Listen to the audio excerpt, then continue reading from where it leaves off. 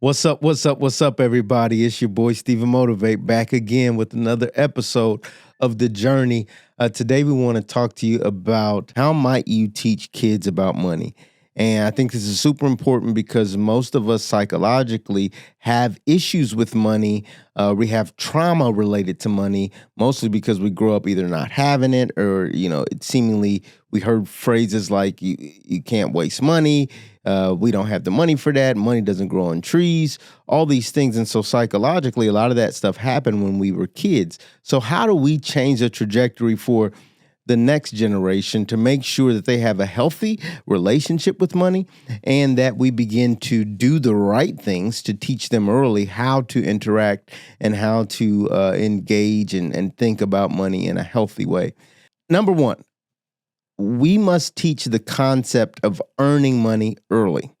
Earning money is kind of the basic, the substratum, the foundation for just getting someone involved in the economy. So you can have chores. Hey, earn some money for doing your chores. And I say you got to be maybe 5, 6, 7, in that, maybe not 5. 5 might be too young, but 6, 7. All right. It's now time to start using money as an incentive. Hey, and when you do your chores, you get this. When you do your chores, you get that. When you clean up your room, when you pick up after yourself, these sort of things start to tie earning money in the mind as a thing that happens when I perform in certain ways. So it's not so much behavioral, it's more so about introducing the concept of earning money early and making sure that you start to track that and help kids understand that through effort and hard work that you can earn money, right? And at least at a basic level, that's good to know. So that would be number one. Number two, start to use real life experiences to help kids understand about money. So let them stand in line with you and understand, hey, we've got to pay for this. Make jokes about it. Hey, are you going to pay for it today?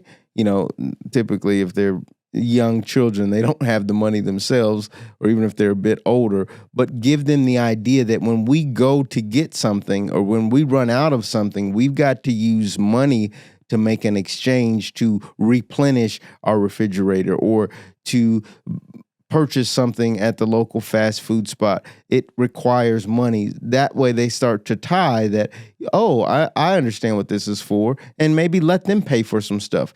Give them the credit card, give them cash, give them a way to understand, oh, this is what happens. I get this when I do this for that, right?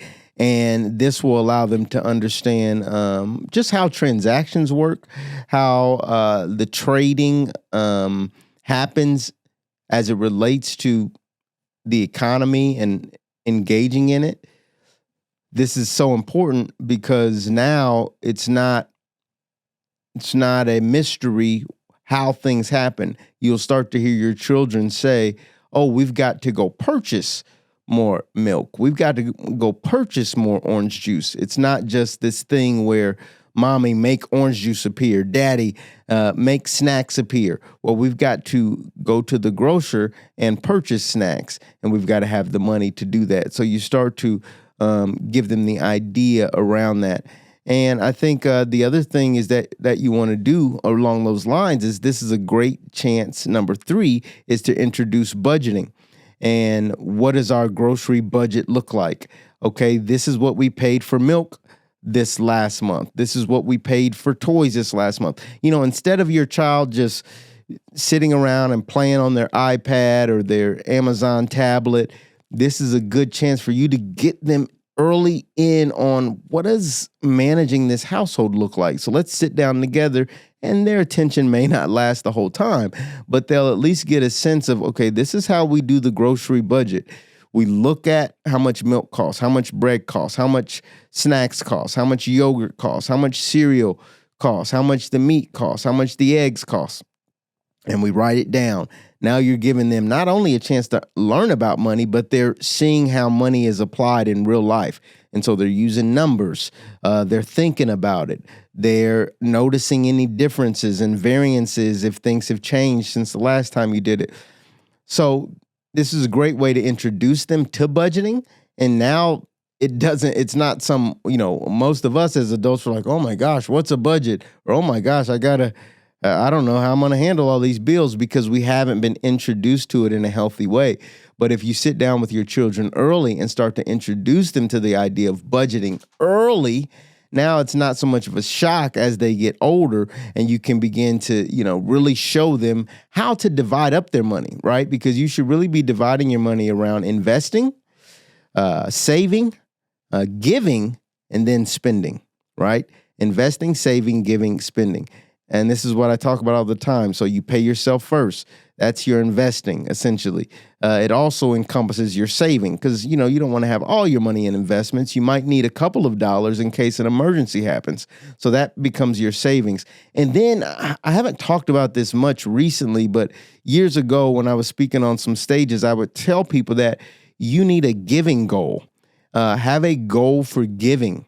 And when you set a giving goal, it implies that you'll have the money to give, and it gives you more purpose in your achievement endeavors. You're not just making money to accumulate money on top of money on top. No, you got to give it back to something. You're going to get more fulfillment from how much you give more than how much you get. And so helping your children understand this and establish that division of resources and how we divide up what money goes to. Oh my goodness. Can you imagine the impact that'll have? Oh, we always invest our money. We always save. We always give. And then we spend. We do it in that order. And so your budgeting is really meant to help introduce your kids to that at an early age. Okay. And so, along those lines, what's happening, and this will be point number 4, is that you're also teaching them early the most important thing, which is investing and saving. And so as they begin to learn that, again, it's not a foreign thing for them. Most of us have had piggy banks, where you can see through it and you can see the money start to accumulate. That's a good practice for children.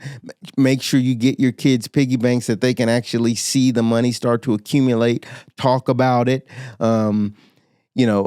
Tell them, hey, do you want a toy, or do you want to save your money for something bigger, for a bike maybe when you get older, or a big girl bike, or a big boy bike, or a big boy car, have these sort of conversations so they start to understand that we can delay gratification. We don't have to have the thing right away. We can save and we can get something bigger and better later on if we delay the immediate need for gratification. And all these concepts are happening without, the fancy language. This is just what's happening at a natural level when you start to do these things. That allows you to start introducing them to building the habit of spending last, saving and investing first. Spending happens last. I invest and I save first before I start to spend. And that's critical as it relates to really changing the mindset of our youth. How do you teach kids about money? Teach them to spend it last. Hold on to that. Do not spend it so early. And then you can do fun things with them. Like, hey, if you save $5, I'll add $1 to it, to start teaching them the idea of interest and accumulation of money, and how if you've got money, you can typically get more money. So you can do fun things like that. Hey, if once you save $5, I will give you $1. I'll be the bank. Just to show them ways like that. And then as they get older, obviously you can open up some bank accounts, investment accounts, UGMA accounts, 529 plans, which we've talked about in other videos. Last thing I think that you can do, point number 5, introduce them to money via games. And if you've ever been to my office, one of my favorite games is, you guessed it, Monopoly. Parker Brothers Monopoly. Because we should have had the Monopoly up in the background for this video, because Monopoly is so important if you want to understand life and how to play the game of life. Teach children about money via a game. Make it fun for them. I remember playing Monopoly when I was like 4 or 5, or even wanting to play it because I saw my uncles playing it. and they're moving this money around, and who's the banker, and how much does this cost, and how do I buy Park Place, or how do I buy Boardwalk, or how do I get on the Reading Railroad? Like, all these things stuck in my mind. And that game, Monopoly, is one of the best games for how to engage in the economy in a real way. And it teaches you about money if you know how to play the game right. So that's my last tip, y'all. Tip number 5 is play money games. There's other games out there, but Monopoly is by far my favorite. What games do you guys know about? Put some in the comments. Good games that kids should learn or be able to see so they can learn about money early.